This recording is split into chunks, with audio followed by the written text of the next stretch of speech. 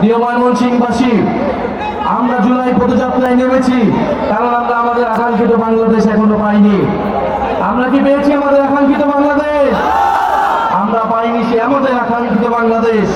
কিন্তু ইনশাআল্লাহ আমরা বিশ্বাস করি, যদি ময়মনসিংহবাসী আমাদের পাশে থাকে, আমরা সেই দেশ অচিরেই বিনির্মাণ করতে পারবো। দেশে সংস্কার প্রক্রিয়া চলছে, ঐক্যমত কমিশন বলেছে জুলাই সনদ হবে, আমরাও বলেছি জুলাই সনদ হতেই হবে, এবং সেটা 5ই আগস্টের মধ্যে। জুলাই সনদে দ্রুত সময়ের মধ্যে আমরা ঐক্যমত চাই। আমরা বলেছি নির্বাচন কমিশন সহ দুদক এবং যে পিএসসি তার নিরপেক্ষ নিয়োগের জন্য সাংবিধানিক কমিটি তৈরি করতে হবে। ফলে নিরপেক্ষ প্রশাসন আমরা প্রত্যাশা করব, নিরপেক্ষ পুলিশ, নিরপেক্ষ আদালত আমরা প্রত্যাশা করি। এই প্রাতিষ্ঠানিক সংস্কারগুলো আমাদের প্রয়োজন।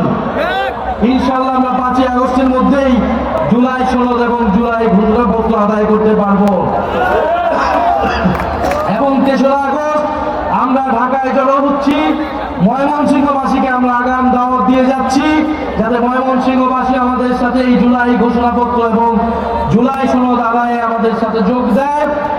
এবং জাতীয় নাগরিক পার্টির নেতা কর্মীদের উদ্দেশ্যে আমাদের আহ্বান থাকবে, আপনারা জনগণের পাশে দাঁড়ান, জনগণের সমস্যা সমাধান করুন, আপনারা সামাজিক আন্দোলন গড়ে তুলুন।